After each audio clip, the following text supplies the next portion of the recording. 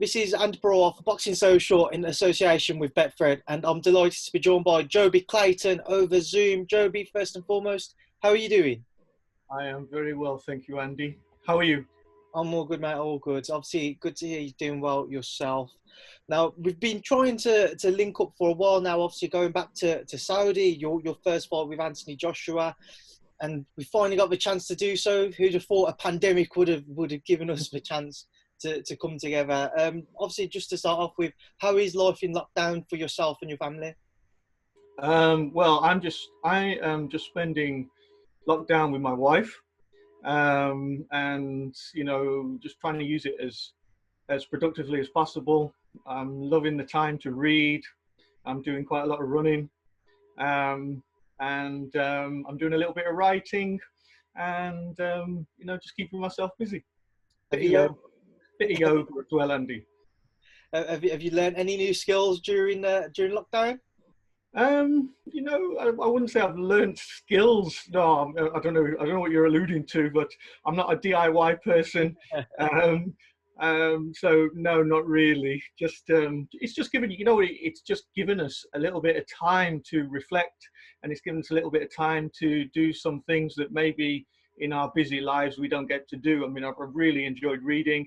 I've done quite a bit of writing in terms of my philosophies and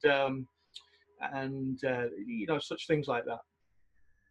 Now, also, we know you're a very busy man. If it wasn't for this current situation, so before we come on to your most recent ventures with Anthony Joshua, let's start off with your background. And I know you're obviously a very well established amateur coach, but talk to me before that. How did you kind of get involved in boxing?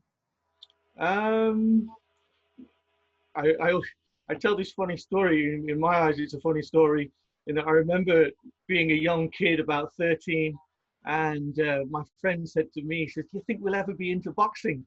And I said, no way, we're into Bruce Lee. We don't need boxing. We were massive Bruce Lee fans back then.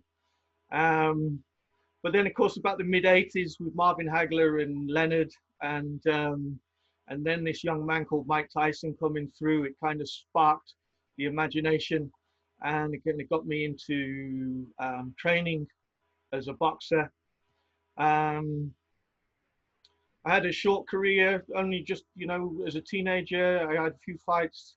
I was fortunate that um, the coaches at the time at Wolverhampton Amateur Boxing Club allowed me to start coaching. And 2020 is actually 30 years since I've been coaching combat sports. So I've coached a number of different combat sports. I started off with amateur boxing, and that's a real love and a passion of mine.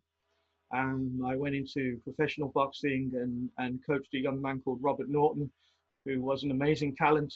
And we we did our thing there.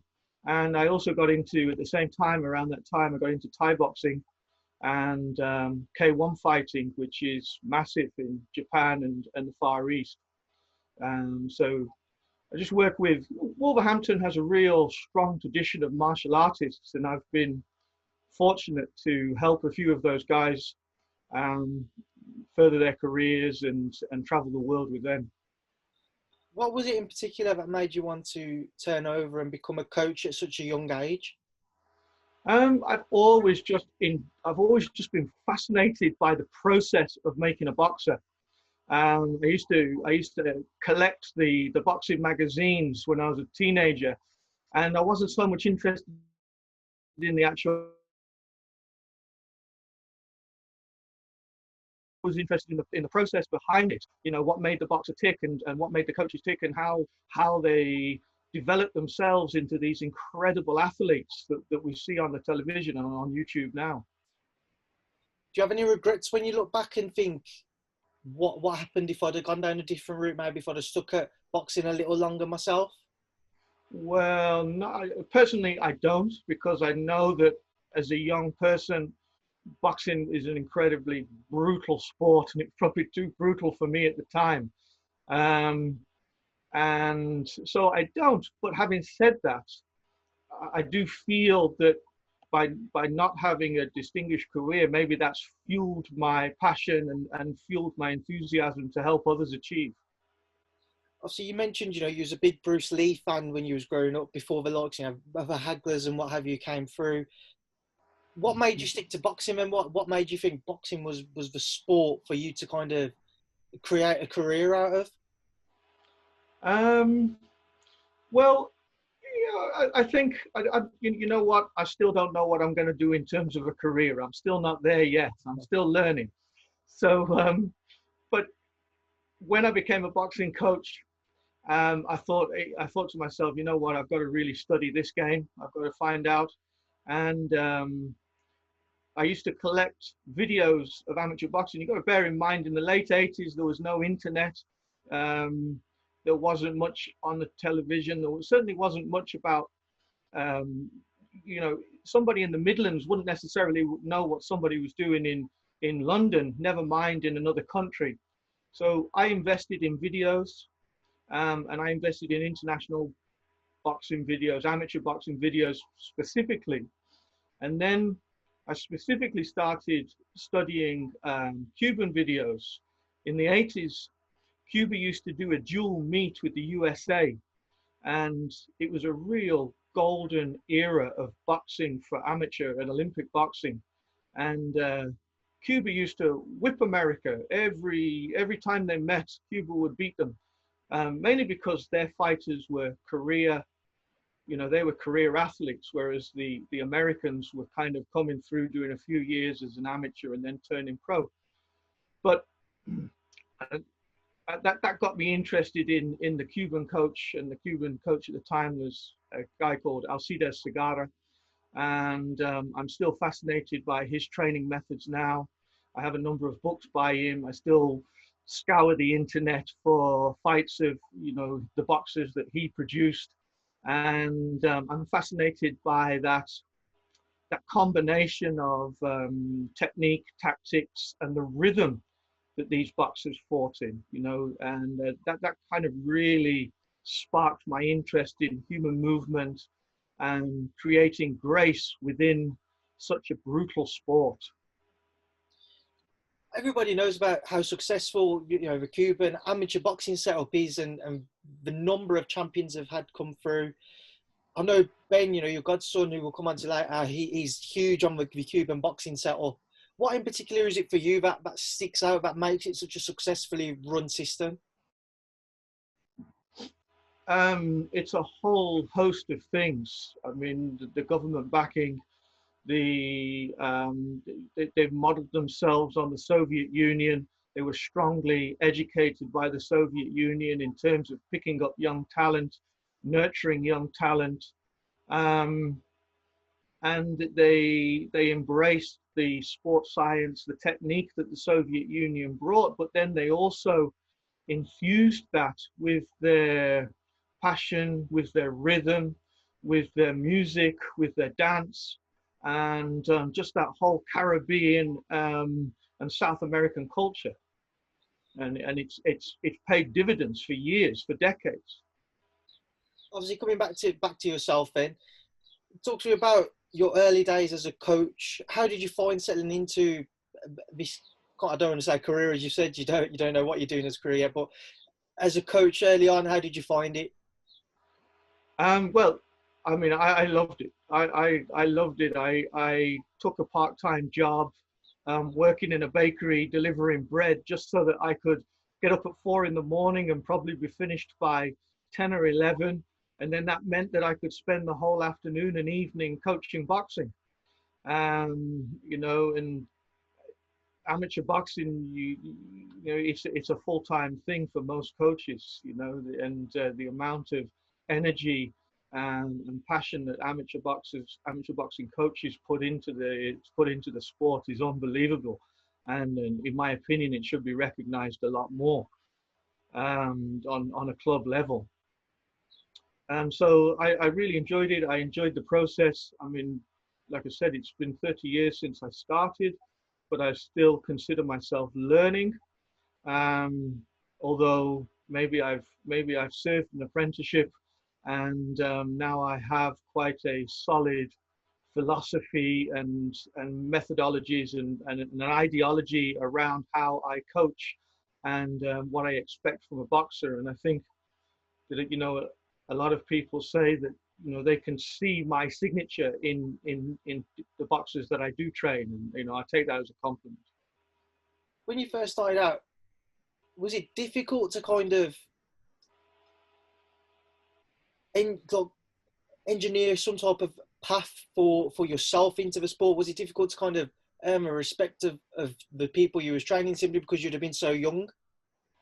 Not necessarily the people I was training, but within the establishment, yes. And I still feel that even now, I still feel I am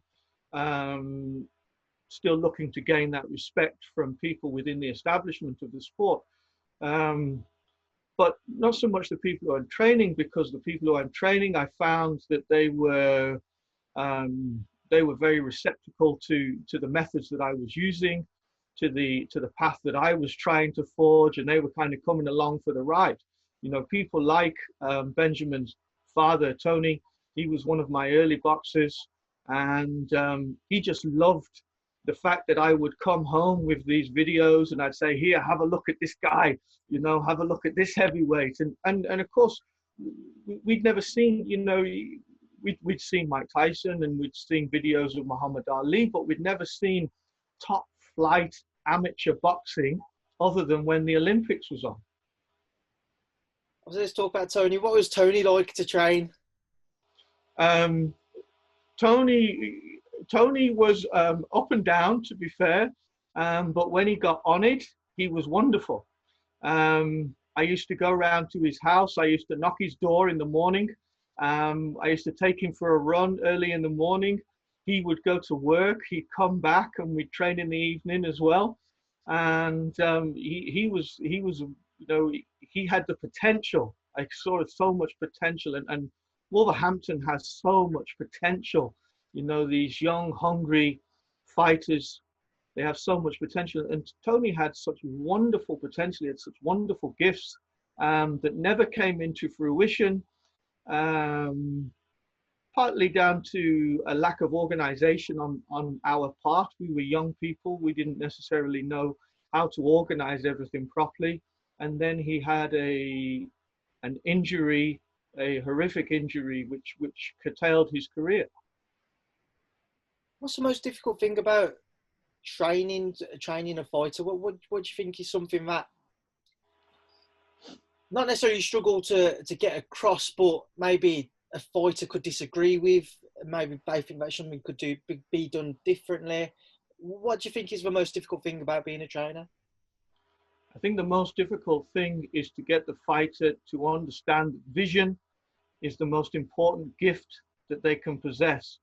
The ability to see into the future and to plan for that is such a powerful gift that a fighter can have. To me, that's the difference between Benjamin and so many other boxers who he has fought. He is just so driven by this vision.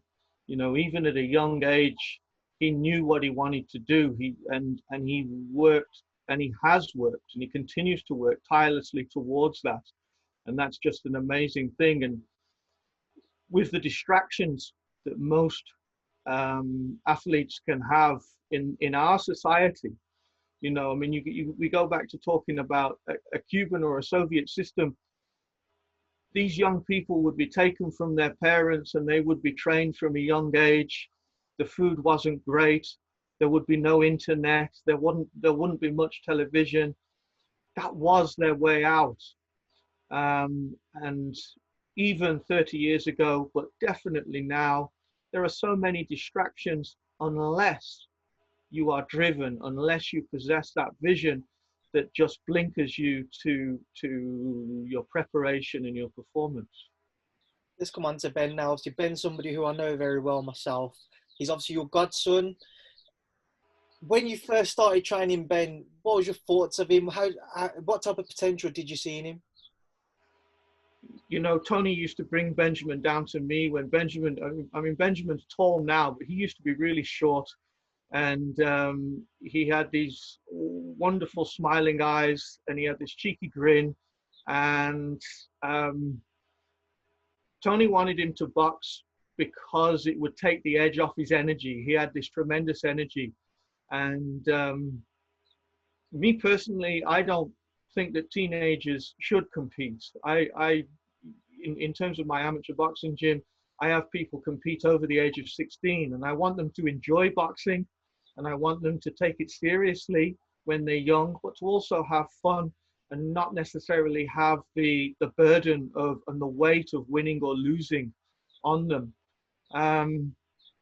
But Tony had different ideas for his son, so Tony used to bring him down. And at first, he was just like every other kid. He was just cheeky. He was funny. He'd do his little bit of messing around. But as time went on, you could see there was a real fire behind him, you know. And I tell this story. There was a kid in our gym who was a couple of years older than Benjamin. And Benjamin used to come, and he would hope to God that this kid didn't turn up because I might ask him to spar him. And sometimes he would spar him, and this kid would always get the better of Benjamin. And Benjamin would come out of the ring with little tears of frustration, but he always came back. You know, it never knocked him. It never knocked his belief. It never knocked his spirit. He always came back to try and improve and improve and improve and improve. And that is a rare gift in young people, that ability to not get it right the first time, to not get it right the second time, but to keep on pushing and pushing and pushing until you become successful. So I really saw that in Benjamin from a young age. In fact, a friend of mine, Kirkwood Walker, who owns Fire Walker, the gym that we train from, Kirkwood bought Benjamin a pair of gloves, and they were very expensive gloves at the time for a young kid. And Kirkwood himself was a Thai boxing champion. And Kirkwood said to me, I said, how come you bought him the gloves, Kirkwood? And Kirkwood said, Joby, I can really see something in him. So I started to take him more seriously. And then when Benjamin was about 14 years old, he decided that he was going to take boxing seriously. He'd done really well in his early fights as a schoolboy. But about 14 years old, something switched in him, and he just took it so seriously, you know. And I remember his dad phoning me up when he was about 16, and maybe he'd got to, I think he'd got to a junior championships, and he'd lost on a split decision. And Tony phoned me up, and Tony said, Joby, seriously, how good do you think he can be? And I said, listen, Tony, if he carries on like he's doing, this kid's going to be a future Hall of Fame fighter, because I genuinely believe that, and that's our goal. That's mine and Tony's goal, and Benjamin's goal is to make Benjamin not just a world champion, not just an Olympic champion, but a Hall of Fame fighter. Obviously, for those who don't know, just to establish, we're on about Benjamin Whittaker, who's currently boxing a light heavyweight for Team GB. I know when Ben was starting out, and when he was younger, he was at school, he used to get into a lot of trouble. Did that come across when he was in the gym, or in the gym, was he complete opposite? Was he fully focused at the task at hand? Well, it did come across, but at the same time, he was in the gym with his dad. And if you see his dad, he's 6'4". I wouldn't like to guess how heavy he is, and his dad can turn on a mean. He can turn on a mean look when he wants to. So Benjamin was always this cheeky little fellow. But the fact is that some young boys just aren't meant to be in classes. It's just not necessarily the route for their education. And although, yeah, he would get into what teachers might call trouble, really he was just a cheeky little chap making a joke, having a laugh. There was certainly no malice in anything that he did. And he still does it now. You know, he's still not that distant. You know, he's still another funny story. Well, we used to take him down the track when he was about 15 years old. We used to take him down the running track. with a group of guys. And there was this one footballer, and this guy was a professional footballer. He played for West Brom. I don't know if that's any good, but he was a Brilliant team, Joby. he was a tremendous runner. This guy was a tremendous runner, and Benjamin would be. I would put the two of them together to do this 400-meter sprint, and you know, Benjamin was 15 years old up against this real athlete, and Benjamin would win one race and then he'd lose the next one because he'd get tired. But sometimes he'd be sprinting as hard as he could, but he'd be drifting in and out of the lanes, and he'd go from the first lane over to the fifth lane and then back again. Such was his mind. Such was the drift in his mind. You know, he's a funny character. He's a funny character, but it's a real blessing to see him now, just coming to the age. He'll be 23 in a couple of weeks' time, and it's a real blessing to see him that he's molded himself and he's molded his character into a tremendous potential champion. It's a blessing to see. We'll go back over that one. You just it seemed to freeze there on the screen. Also, I just asked you, we've seen, Ben, as for as long as I've known him, he's always been very respectful. He's never allowed the success to get to his head. He's always stayed very grounded.